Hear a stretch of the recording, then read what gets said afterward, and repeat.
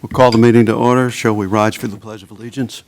I pledge allegiance to the flag of the United States of America and to the republic for which it stands, one nation, under God, indivisible, with liberty and justice for all.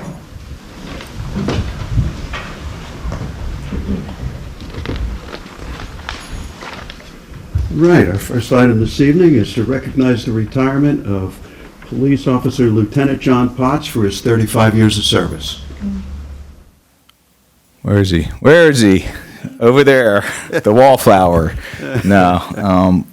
Well, tonight I don't want to say the privilege or anything like that, but tonight we get to say thank you to John.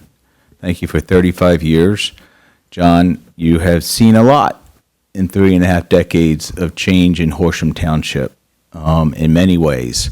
Our facilities, the people, the residents, transportation, parks, co-workers. You've seen a lot. You've been involved with and touched almost anything and everything that has happened in Horsham Township for 3.5 decades. And there's a lot of good and some bad. Some bad. You've seen some awful things in your career in Horsham. But you've always were dedicated. You always were committed to Horsham. You always wanted to make sure the community, the people, the organization was taken care of. You know, in the tornado we just had in September 2021, you were just driving down on patrol on Park Road when the tree from the tornado hit your car. You know, so you don't come across too many individuals such as yourself, as employees such as yourself. You were a few years ahead of me starting here, so I don't remember much happening without you and your face being present in Horsham Township. And I just want to thank you as not only the township manager, but as a resident and a friend. Thank you. Thank you for all that you've done, all that you committed yourself to, your family, Dana, your children. Many times in your career, you're taken away. We take you away from them. Christmases, birthdays, anniversaries, because you had to be at work for whatever's happening in Horsham. And so you missed a lot. You missed a lot during your career of your family. So we thank your family for giving you to us to help cover the township. So wish you all the best in your future endeavors, and thank you. Thank you again for all that you've done for us for 35 years. John, I'd just like to say that it's been a great pleasure getting to know you over the years, and it's been a pleasure having you as one of our officers. I have a proclamation here that I could, unless, Scott, do you want to say something first? If I could, yeah. Yeah, okay.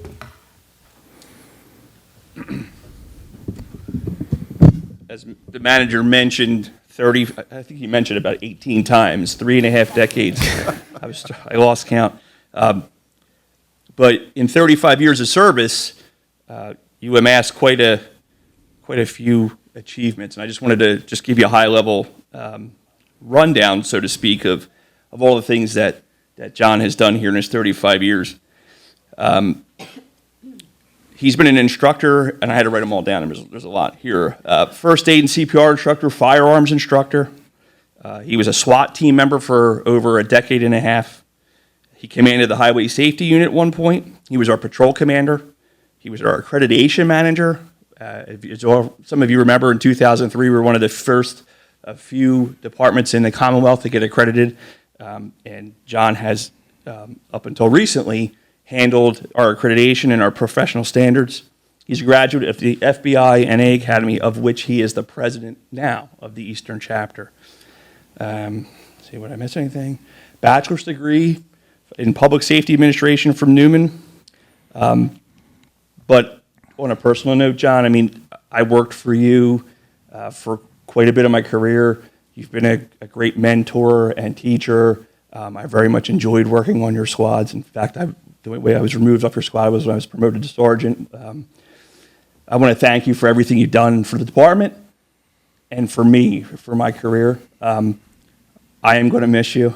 We're all going to miss you. I want to thank Dana and family for allowing us to borrow him for a little bit. But you can have him back now. You can have your life back now. We're going to miss you, but we're super happy for you that you have, your life back, essentially. No more worries about a 3 a.m. phone call about some crisis in the middle of town. Enjoy that, John. So thanks so much.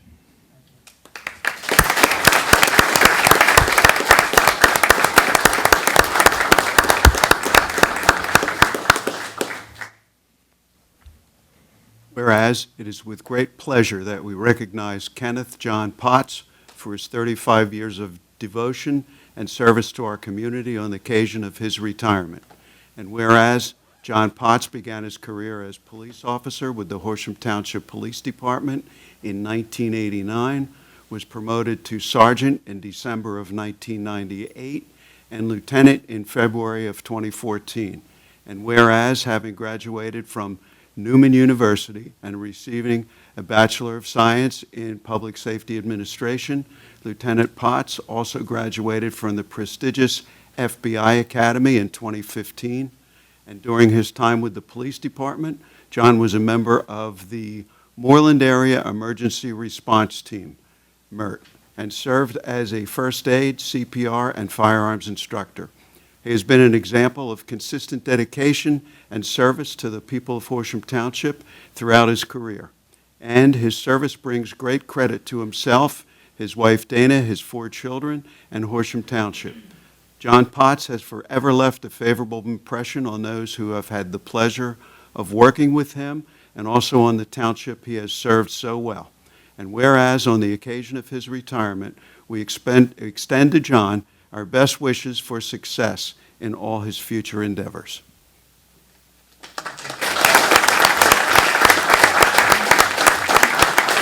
Would you like to say a few words? I had so much on my mind that I wanted to say, but it's gone now. But I want to thank Mr. Walker and council for allowing me to, or giving me the opportunity to be a Horsham police officer. I was hired in 1989, 3.5 decades ago, apparently. And I fell in love with the town then, and I'm still in love with the town today. We have the best residents here. They support the police department, and I think that's what sets this place above and beyond other communities anywhere. So thank you for that opportunity, and thank you for those kind words. I really appreciate it. And for my friends and colleagues that are here, thank you for taking time out of your busy schedules to be here for me.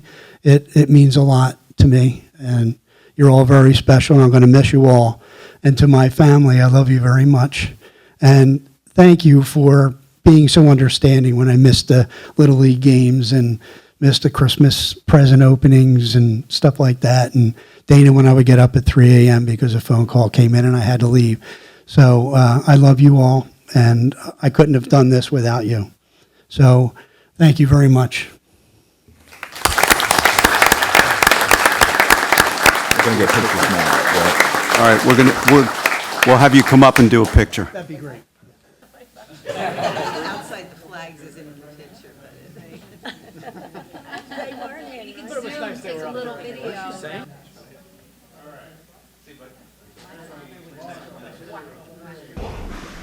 Okay, so the next item is a presentation by AmeriCorps to talk about their work at College Settlement. Guys?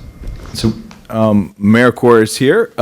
We've had them before give presentations, and Nick is the team leader, and they are helping College Settlement again. So Karen Bonner from College Settlement is here, and Nick can give a rundown of what AmeriCorps is and the purpose of it, and introduce his team.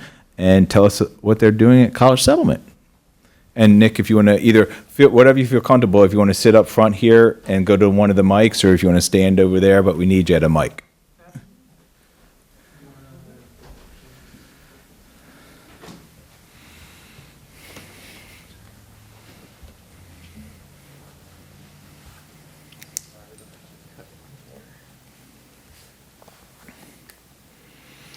All right. Well, good evening, everybody. As Mr. Walker just mentioned, my name is Nick. I have the privilege of being the team leader of this wonderful team. And I'd like to start by just thanking you all for having us here tonight. It is a wonderful honor to be sitting here in front of all of you. And yeah, also thank you so much to Karen for having us. Just to start, I'll talk a little bit about AmeriCorps and what we are. So AmeriCorps NCCC is a government organization-sponsored program where we spend a year dedicating ourselves to different service projects around the country. Our specific region is the North Central region, so we operate in a lot of the Northeast, all the way from Iowa over to the top of the Northeast. There are 3 other campuses around the country that serve in the other states across the country. And yeah, some of the service projects we do range from environmental work to construction, urban development, working with children, doing tax projects, which is what we focused on our first round. Of course, that's not what we're doing here. This round, we're serving with College Settlement, working with youth development, infrastructure repair, environmental work, stuff of that nature. And yeah, I think with that being said, I will pass it off to the next member, who will talk a little bit about what it means to become a member of AmeriCorps.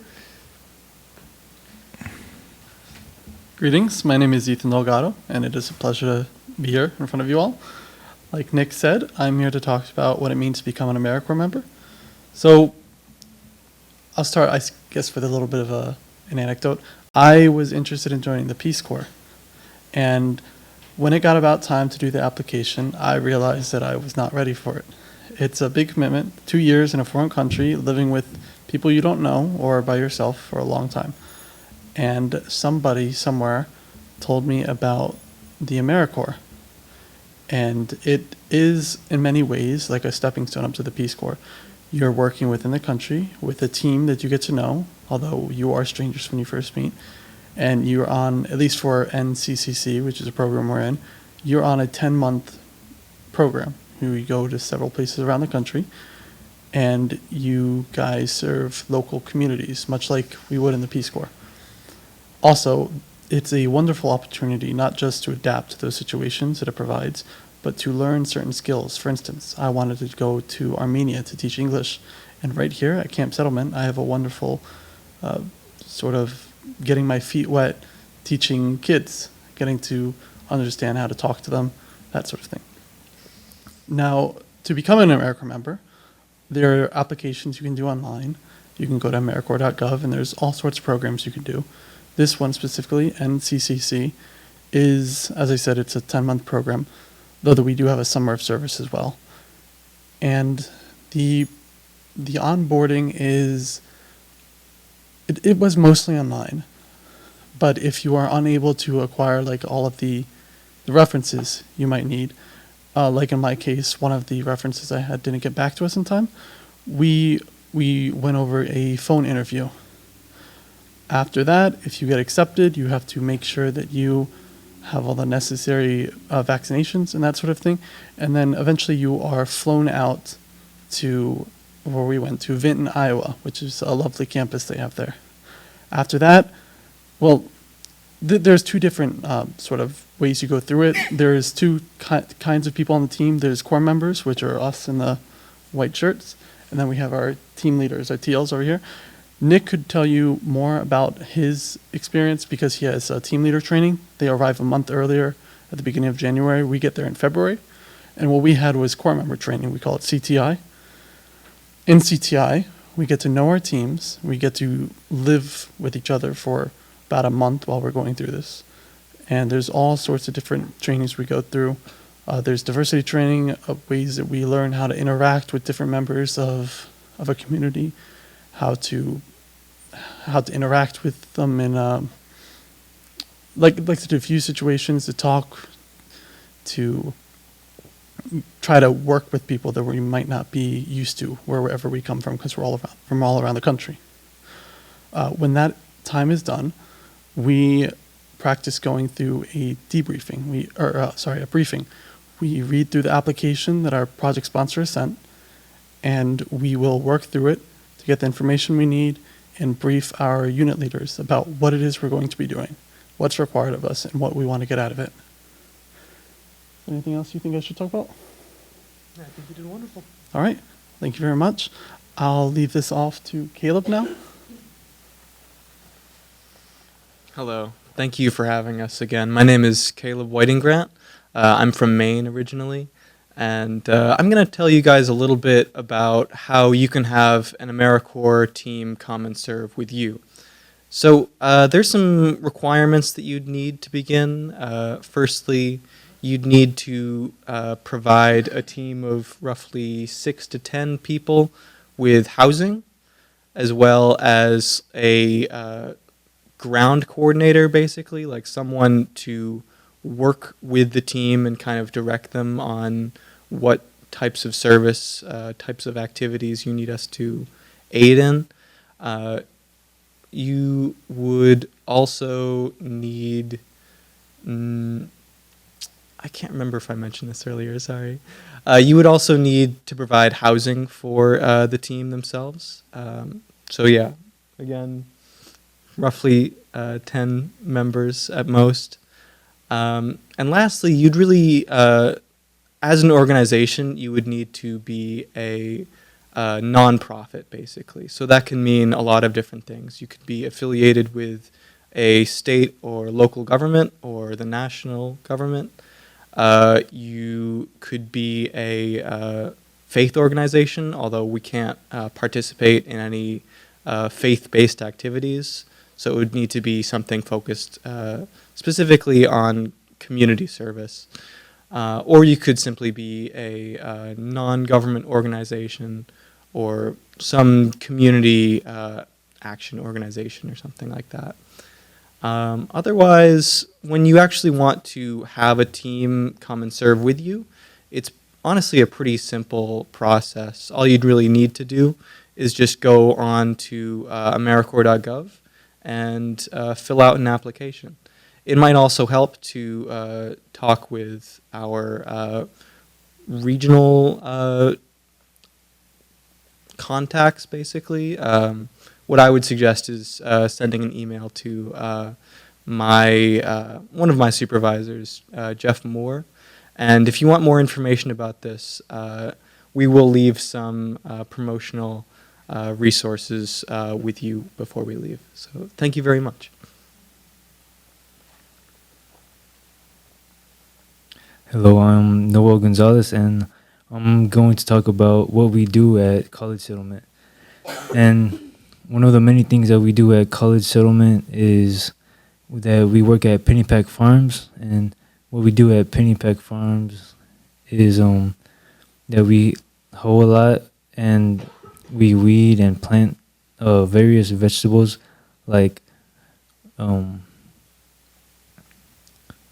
carrots and potatoes and cabbage and other vegetables too. And we also do other various maintenance around the farm. And yeah, that's about the farms. And I'm gonna pass it on to Mariah. Hi, my name is Mariah Weeks. I'm going to talk about some of what we do at College Settlement.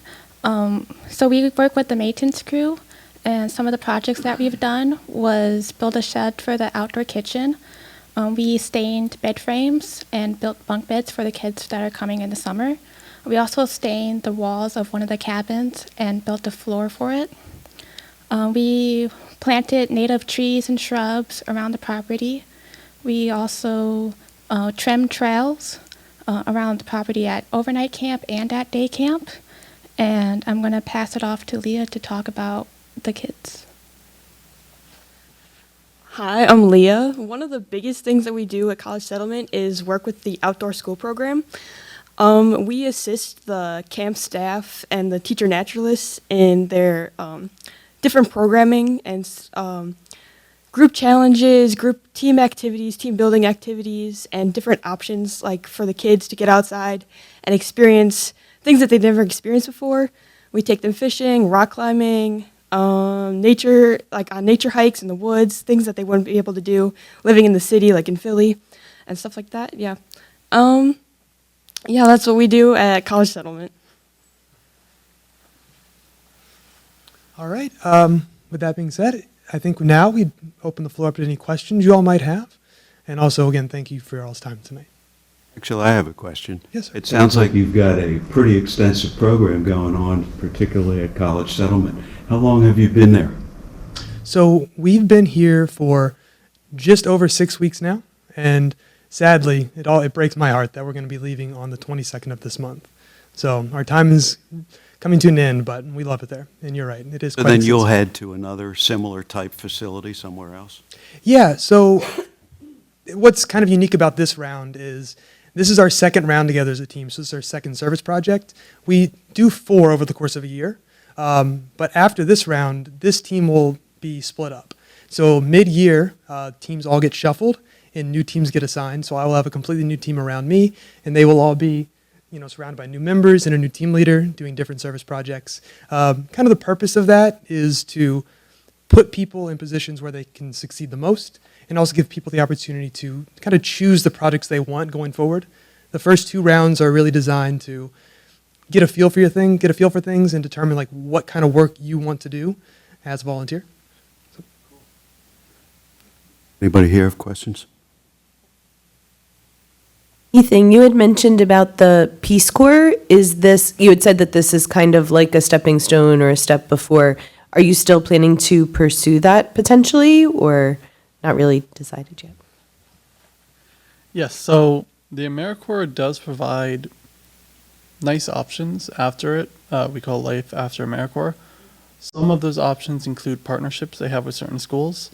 One thing I have my eye on is there seems to be a partnership where you can get a master's degree on a 21-month program for free. And I'd be very interested in that if I get accepted. They only accept 12 people a year, though. So if I do not get accepted, definitely I would like to go into the Peace Corps. Thank you. What age range is AmeriCorps looking for team leaders and team members? So for members, it's 18 to 26 currently. That number is also bounced from 18 to 24 at different points, but currently it's sitting at 18 to 26. And for team leaders, it's 18 to whatever age you want, you can serve as a team leader potentially, if it's something that you'd be interested in doing. I just want to say thank you all for your service, and I think it's important for everybody to find their way to contribute to their communities and our country. So I appreciate you all going out of your comfort zone and finding your way and helping us out in this community with Pennypack Farm. Thank you all as well. It's been a pleasure. Thank you.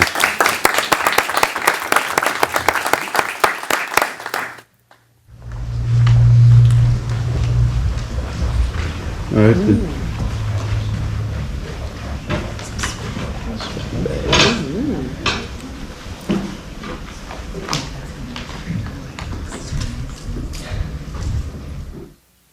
Next item is to announce that Horsham Township has received a 2024 GVF Connected Communities Leadership Award.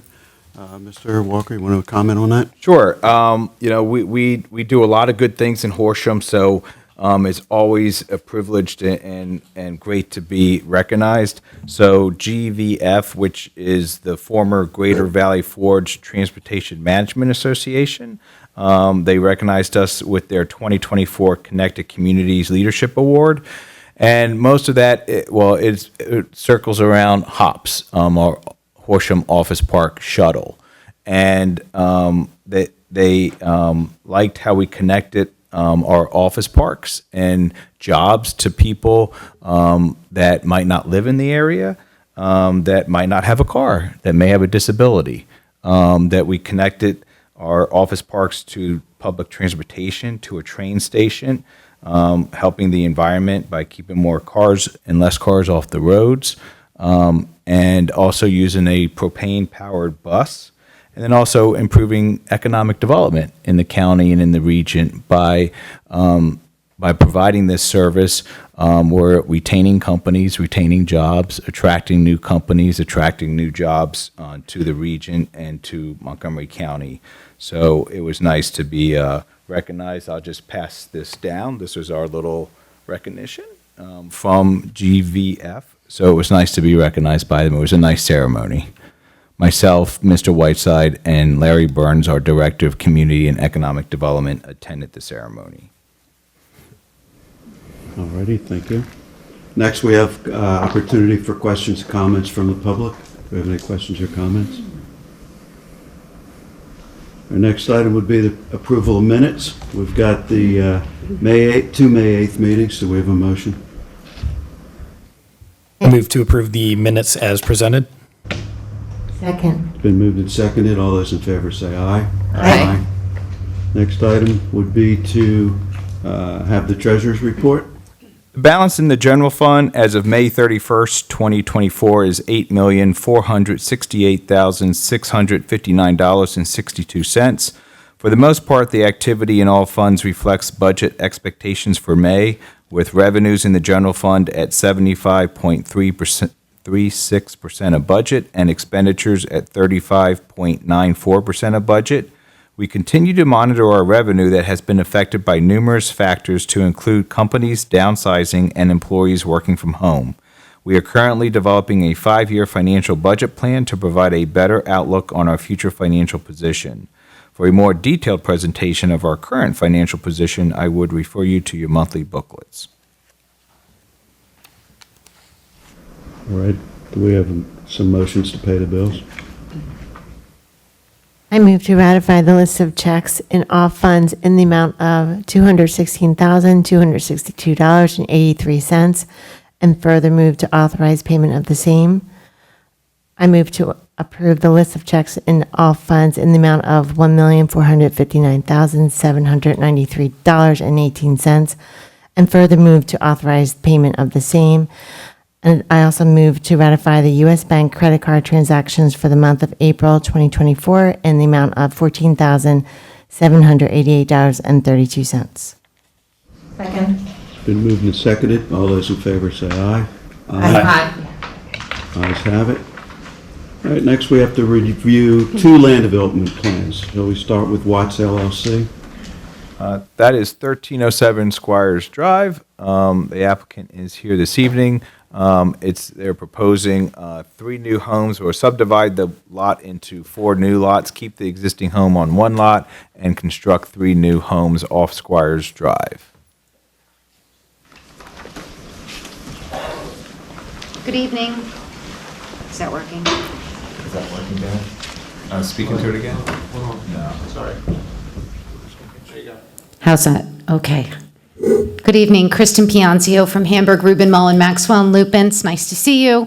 I'm here with Wayne Kiefer. He's our engineer from Showalter and Associates, along with Jerry Watts, the owner of the property. I have waiver letters that I would like to hand out to you. I'm not sure if the new council members were on the board when this was reviewed, when it went to the zoning hearing board. But this is on Squires Drive. There's a historic structure on the property. By special exception, you can get a 20% reduction of some of the dimensional criteria in the code so that you can manipulate around historic structures and save them as opposed to tearing them down to do a conventional subdivision.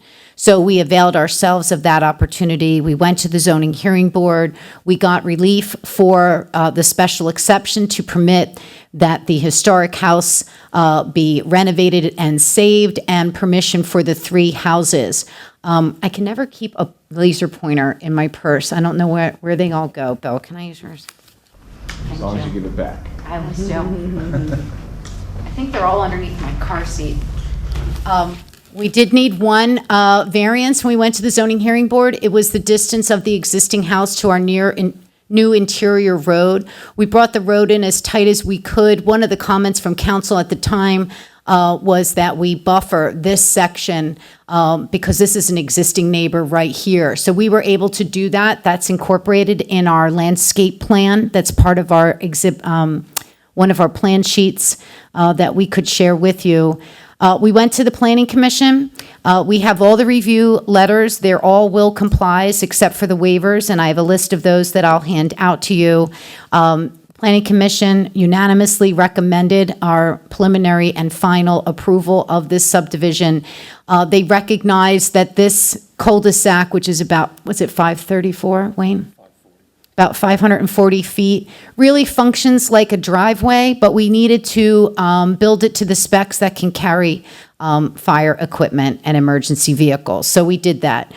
They also made a recommendation that we install sidewalks on one side of the street. We originally asked for a waiver of sidewalks on both sides. Because there's only 3 houses, we envisioned people using this really as a driveway and that they would walk along it.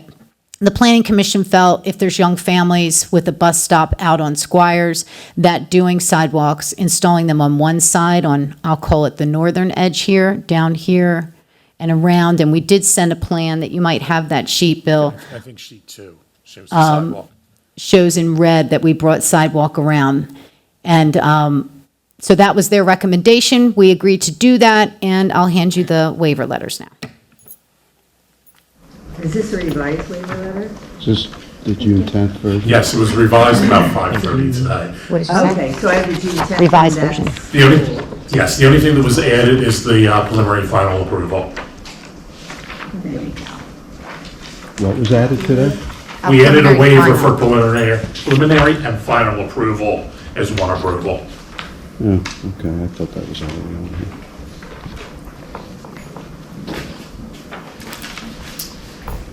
All right, well then, why don't we go through these waivers? Okay, great. So the first waiver is the one you always see, that we submit an aerial plan instead of existing features within 400 feet. The second, as Wayne Hold indicated. on. Everybody okay with that? Sorry, can you repeat that? I was reading ahead. I started with A, and that's existing features within 400 feet. We always give an aerial plan instead of doing survey work within 400 feet because it's off property. Second is that this plan be considered both preliminary and final at the same time. We have hit the marks for both requirements for preliminary and final combined in one application, and that is a common request as well. Go to C. Okay, C. Cul-de-sac dimension. This has to do with the cul-de-sac bulb. Instead of a traditional 50-foot radius cul-de-sac bulb, we reduced it to this design, which does permit emergency vehicles to get in and get out safely. That's been reviewed by all of your consultants and deemed appropriate. We're trying to minimize the impact of impervious surfaces in this subdivision. The more impervious we have, the more stormwater issues we have to deal with. The neighbors who did come to the zoning hearing board and to the planning commission, echoed those concerns as well, that they have stormwater concerns and they wanted us to minimize the impact on the green space. So that's why we came up with this design. Do our consultants include fire marshal approval? Yes. Yeah, so at the planning commission meeting, I think that was still outstanding that the fire marshal, whether he had approved it or not. Has he issued a new letter since? No, it hasn't been formally reviewed by the fire marshal yet. So I would just recommend if council's okay with this, that you make You it discussed it. subject to the fire marshal's approval. Okay, Mary? Got it. All right, D? Okay. D has to do with horizontal curve. Why don't you do this one, Wayne? Whenever you see horizontal curve, that's when I step out. The ordinance requires a 100-foot straightaway from the existing road for the new intersection. If we did that, the road would wind up behind the existing house. So our road bends immediately as it comes in off the existing road, and that's just to provide the best alignment for the roadway and the existing house. Bill or Eric, is this another fire marshal approval? They're going to provide truck turning as part of the whole thing. So yes and no. This is primarily so that that road doesn't either go in the back of the historic house or right through the middle of the historic house. I understand the reason. Do we have the appropriate approvals of the people that say it'll You work? can condition this in the fire marshal approval too, because they're going to give a truck turning template for how a fire truck gets off of Squire Drive all the way back to the end of the road and back out again. So that, yeah, that would be fine. Can you show the plans with the trees? Like, did the trees come back from that corner just to allow for visibility? Yeah. The landscape sheet then, maybe? Would that work? Sorry. Yeah, that was. There we go. There it is. Here, do you want to point? It So what's does. your question? I'm sorry. I just wanted to make sure the trees stopped far enough from that the they're pulled back? intersection so that they don't obstruct the view. Yeah. Yes, the evergreens were pulled back because they're mainly to Okay. buffer the existing house that's Got it. nearby. Okay, perfect, thank you. E, your code requires a 50-foot right-of-way and a 30-foot cartway in order to meet township standards. We're asking for a waiver to permit a 35-foot right-of-way and a 24-foot cartway, which we think is more than adequate for a 3-lot subdivision. This road is not being offered for dedication to the township, correct? I'd love the township to take it, but I can see Mr. Walker stare and know that that's not possible. It'll be a private street, yes. So private street, I mean, 24 feet is certainly enough for two cars to get by each other without any trouble. I know the fire marshal has some concerns on where on-street parking may or may not be allowed. So again, if you guys are okay with this waiver, further conditioned on meeting the fire marshal's requirements for where parking can or can't be allowed. It's fine with us. I do have some concerns. I read from the planning commission that they said that there can't be street parking.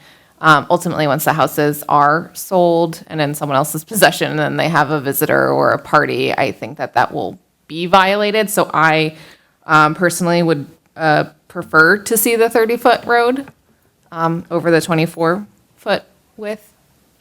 So one of the recommendations that the planning commission had was that we prohibit parking on one side of the street, recognizing the issue that you bring up. People will have visitors. And that was something that we found acceptable. To do a 30-foot cartway for 3 houses would be so much impervious surface. We would be creating the environment that the neighbors were vehemently against. They wanted us to minimize how much impervious we were putting in this existing area. So I think the 24 feet with the fire marshal's review and approval of the parking on one side, it should be adequate. All right, you're saying parking on one side, but you're saying that it said no parking on the street? That's what I thought it said. I can go back and pull Okay, up the I'll try planning and find- commission notes. That the conversation was, nope. They were concerned about how it would be policed, and we discussed no parking on one side of the street. That would be typical when this issue comes up for us, yeah. Okay, so a discussion was held, prohibition of parking along the private road. So that the plan doesn't specify even parking on one side of the street. Not in the minutes that I'm looking at from the planning commission on May 7th, but. Yes, we haven't revised the plans yet and resubmitted them since the planning commission. I mean, that's still my preference, and also to match the existing neighborhood that this is coming up to, just to keep it for consistency and make it look like it was an intentional design. Okay. Where are we with this? I'm fine with the waiver. What about you? I'm fine with it. Yeah, I'm fine with the waiver. Alan? And Eric, what was your condition? Subject to fire marshal? Fire marshal approval of where the parking will or won't be allowed. So. You can say that better than I just did. Only on one side of the street, and the fire marshal's approval as to where it will be allowed, or just subject to where the fire marshal allows parking? I think the latter. Okay, should I move on? Let's go to F. Okay, F is the cul-de-sac length. We're at 540, the maximum is 500. Again, fire marshal will review that there's adequate access for his purposes. That good, Eric? Yep. You all right with that? All right, go to G. Okay, we revised this waiver to allow the sidewalk on one side. Our original request was to waive sidewalks altogether, like I indicated. So we did provide a sheet showing that we came around. Planning Commission wanted us to go Lot 4 and Lot 3, but we brought it around to the driveway. It just looked kind of silly to stop here, so we brought it around to the other driveway of Lot 2. If there was sidewalk on both sides of the road, would it impede on the yard setback? No, the sidewalks aren't part of the measurement. You measure from the ultimate right-of-way, so it wouldn't make a difference. We're just trying to minimize, again, the impervious coverage and the need for stormwater management. And you also have the heavy evergreen buffer on the other side of the street coming in. I think the sidewalk would be more of a conflict with the trees along that buffer than it would be worth. Thank you. And given the existing neighborhood and what it looks like with sidewalks on both sides, I would be in favor of there being sidewalks on both sides of the road. Okay. Ellen, where are you? I understand what you're saying about the tree line buffer. I would also prefer that, but I also understand that you've already met in the middle of what was originally proposed and what was expressed from the Planning Commission already. That's it. Sean? I'm good with single side. Terry? I'm fine. Okay, so, Okay, moving on. H has to do with the placement of the sidewalk, less than 5 feet from the curb line. And that's based on the reduced right-of-way width and the fact that we don't expect a lot of traffic. Normally, we pull sidewalks back from roads so that somebody doesn't jump the curb at high rates of speed, but knowing that these are going to be residents coming in and out, and it's only 500 feet long, we don't anticipate having that same issue. And what is the measurement? It says less than 5 feet. Do you know what the exact? It's about 1.5 feet from the curb. 1.5 feet. Yes. And it keeps all the sidewalk within the right of way, so it belongs to the HOA. Yeah, and we have no objection to this. okay with that? Yep. All right, go to I. I'll give that one to you, Wayne, the freeboard one. Yeah. So it's to allow for 1 foot of freeboard rather than 2 feet required by ordinance. This meets DEP standards for a basin. And it's a shallower basin. The ordinance doesn't differentiate whether the basin's 3 feet deep or 30 feet deep. Ours is relatively flat and shallow. We've done this in other projects within the township. And again, we meet DEP requirements. And additionally, this is a small drainage area to this basin. As he said, our ordinance is for the biggest basin in the township as well as the smallest. So because this is on the smaller side, we're fine with 1 foot of freeboard. All right. And I guess the next thing is the Gilmore letter. I understand that everything in there will comply. Yes, that's the same for, anyway. Yeah, the May 2nd, 2024 Gilmore letter? Revised May 1st. May 6th. Revised May 6th. May 1st, revised May 6th. Okay. Still same answer. Right. Oh, I have it. There it is. I have a question, Mr. Whiteside. You mentioned an HOA. Yeah. Do you want an actual HOA, or do we want to do a driveway and stormwater maintenance agreement, divvying up the shared responsibility? That's a question that you don't have to answer tonight, but Right. if you could talk about it and let me know. Okay. It's a good idea. We'll kick it around and see what works best. Yeah, that's a lot of HOA for. Something so small, right. Thanks, Mary. Is there anything else we need to add to this? No, I'm fine to draft a resolution based on the information that council's given me tonight. Eric, Mr. Walker? Cover everything on my end. Do you know what you need for the next meeting when we can? Great. Well, will it be the next meeting or whenever it comes back? When is this? If Mary has a resolution prepared, it will be at your next meeting. Okay. Was it June 24th? Right, June 24th? Fourth Monday, yes. Okay. Mary always gets it done. Great. Thank you. Thank you. Appreciate it.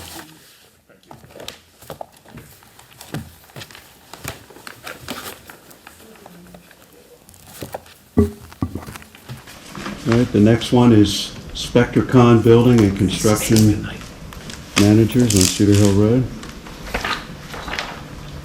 Start with the waiver letters.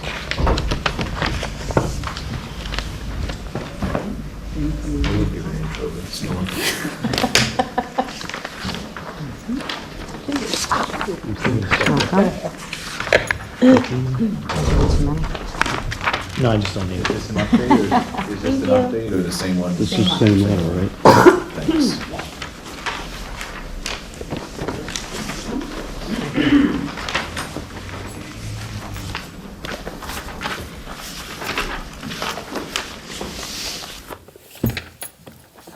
Okay. Again, Kristen Pianzio from Hamburg, Rubin, Mullen, Maxwell, and Lupin. I'm here with Bob Jordan from Woodrow and Associates to talk about this property that has been before you a number of times. We call it the Cedar Hill Road subdivision. And you can see you have, how do you say that? Is it Stongs? Stongs Lane, and then it turns into Cedar Hill, and then this is Bywood. We went to the Planning Commission about this application. A lot of neighbors came. We had a very robust conversation because the people who live down this way experience a lot of stormwater. What came up about after over an hour's discussion is the water that they experience traverses this property and heads down there. And nobody disagreed with them that they do experience a significant amount of stormwater. But I know it goes against logical thinking, but by developing this property and putting in the stormwater management facilities that we are proposing, we're able to do our part to reduce what those people experience. It's probably not going to be noticeable to them by the naked eye, but by the engineering calculations, we are actually going to hold the water longer than it does now. Now it just runs off. But with these basins that we're able to construct at the rear of the property, and this one here, we're able to do our part. So we went through all their concerns, lots of conversation. I know that Eric was tasked with going out and going and walking it and doing what he could to see what some of the complaints were. I think that you did do that. But this subdivision is simple. Again, it's 3 new lots. We have a little land swap going on. This property here is the Powell House. Their driveway actually encroaches on my client's property, so we're doing a little swap. We're giving them property here in order to make their property conforming, and they've given us this portion in the back here, which enabled us to move these houses forward so that we had more room in the back for stormwater management facilities. So we went to the zoning hearing board. We got the relief necessary to achieve this. We've proposed one curb cut here to serve all 3 lots. There was concern about, this is a tremendous bend here. Bywood comes out here. There's a stop sign. So to have it as far away from this intersection was the best design that the engineers came up with. So that's the sum and substance of this application. Again, we have the review letters. Everything is a will comply, but for the waivers that I've handed out to you in that letter, and I'm prepared to go through them if there's no questions thus far. Before we do the waivers, does anybody have any questions? Just one more for curiosity. Did the land swap occur? Is that over No. with? Not yet. No, we need to record this plan to carve the pieces and swap it. Okay. You ready? Start with the first one. Okay. First one, the first 2 are the ones you just heard in the previous application. The first one is preliminary final at the same time, and the second is an aerial plan instead of existing features within 400 feet. We good with that? Yep. Yes. Okay. Okay. 3 and 4 go together, having to do with widening curbs and sidewalks along Stongs. We have this little bit of frontage right here along our property. There is an existing swale along this property. There's an inlet right somewhere in here, right, Bob? At the intersection, we're proposing an inlet to collect that swale of water. Yeah, so we'd like that swale to continue. It functions well. We're going to incorporate it into our design. We are adding stormwater management along here, catching some of that water and directing it into our stormwater management facilities. So any of those improvements, first of all, they'd be lost. There's nothing along this frontage at all. And it enables us to continue to get that stormwater into our system. Curbs along Stong's Lane No. currently? No? Okay, thank you. Mr. Walker, does the township or the staff have any recommendation on what to do with sidewalks and things here? Well, our staff recommendation, it would be to put a sidewalk there would probably be more dangerous, a public safety thing than we get to weigh things out, walkability to safety. So staff recommendation in this case would be a fee in lieu of. Fee in Now, lieu do we fee in lieu think- of sidewalks, right? Fee in lieu of sidewalks. We think at some point that there will be sidewalks along that road that need to go somewhere or do something.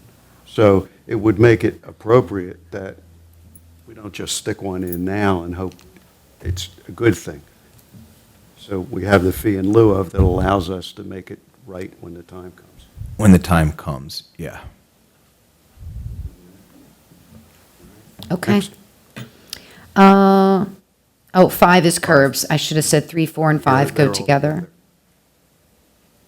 Yeah. 6. 6 is a stormwater management item. Bob, do you want to take that one? Yeah, basically, the stormwater ordinance requires an 18-inch pipe as a minimum pipe. Given the fact that our discharges are minimal, we're going with a 12-inch pipe in lieu of. And that's for the yard drain collection systems that we're proposing throughout the site to help capture some off-site water, divert that water to our rain gardens, and ultimately down to the existing swale that runs along to the adjoining properties. Eric? Yeah, and again, small drainage areas, so we're fine with 12 inches. We don't generally let them go less than 12 inches. We want to make sure it's big enough they don't get clogged with debris and stuff. So this is a waiver you guys have granted in the past for when we have these small rain gardens with small drainage areas. Eric, is there any chance that they would need a larger in the future or anything like that? No? Okay. Now, even 12 inches is oversized for the Okay. volume of water, yeah. I think it was up to them, they'd probably even go down to 8, but yeah. What is the material for storm sewer piping? Is that your question? No, nothing. We're using high-density polyethylene pipe, a plastic pipe. HDPE? Yes. Awesome those. Okay, number 7, the code requires easements for stormwater to be 30 feet. This is going to be a private system on private property. We're able to accommodate what we're doing within a 20-foot wide easement, so that's the purpose of that that waiver. And we're fine with that. The pipes are shallow. You're not going to need 30 feet to dig them up if you ever needed to. We okay with that? Mm-hmm. All right, next. I'm going to ask Bob to take this one. Basically, the stormwater ordinance requires a minimum slope across the bottom of the floor of 2%. Again, these are rain gardens provided for each of the lots. They have an amended soils mix and some under drain to drain them. The flat bottom that we're proposing helps the rain gardens and helps the vegetation within those rain gardens. So we're basically asking for a waiver to 2%. And the flat bottom basins is what DEP is recommending nowadays for these types of basins, whereas our ordinance is a few years older than current design standards, so we're fine with this. Is there going to, I just have like a broad question on the rain gardens. Is there going to be any landscaping or otherwise when these are built in to have them visually, so the homeowners don't go in and like mow them over? Yes. Yes, and they're also within easements to prevent that, so they will be maintained in perpetuity. You're welcome. Next one has to do with top of berm. We're asking for a 5-foot width as opposed to the required 10-foot width. Again, due to the size, it's not necessary to have a 10-foot wide berm on top. And we're fine with this. Again, 10 feet's for big, deep basin. These are shallow, small basins. All right, next. Freeboard, that's you, Bob. Freeboard, again, is like the last application that you heard before. These are rain gardens Traditionally, detention basins require a minimum of 1 foot. We're proposing a half a foot for the rain gardens. So that's more than sufficient. Just like I said in the last application, we're fine with that because of the size. Plain a freeboard. I should ask the last guy, sorry. You know, it's funny. I didn't. but- Earlier, I was like, and if you really want to know what freeboard is, Freeboard is the free space between the 100-year water surface elevation that's traversing the spillway. It allows additional capacity within the spillway for excess water. so if we had the 500-year storm, hopefully it wouldn't go over the top of berm. It would still stay within the spillway. It's kind of like the depth of the basin, right? Is that an easier way of saying it? No, this is just in the spillway. So if the flood plains were to change, or like FEMA redrew their maps, would it potentially be obsolete if they like increase the elevation? Is that, if I'm just trying to make sure I understand like the definition of. You're talking apples and oranges there. Oh, okay, Yeah, so no. Yeah. Got it. Obviously not. FEMA mappings for, the Neshaminy Creek to the Little Neshaminy, Park Creek. Freeboard is just for stormwater basin design. Individual. So there's different elevation maps for stormwater. Can I go back up to 8? Apologies. You said that they would be maintained in perpetuity. How so?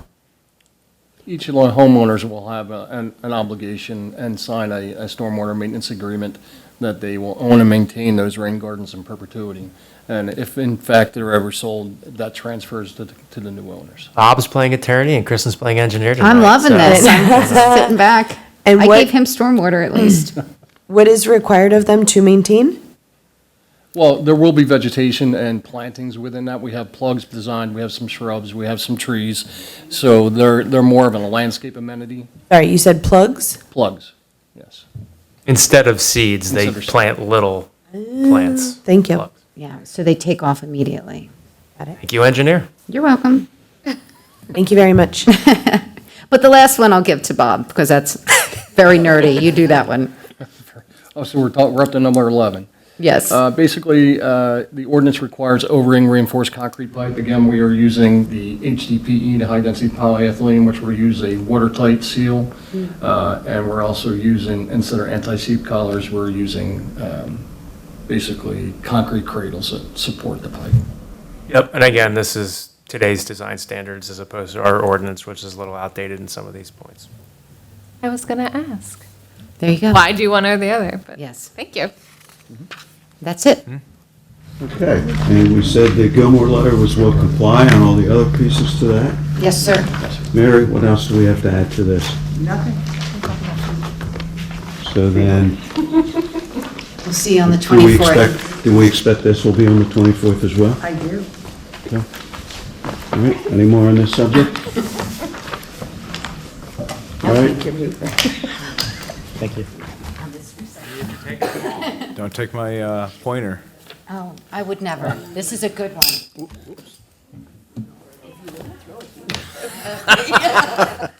Thank you, everyone. Have a nice night. Wants to go to you. Good to see you.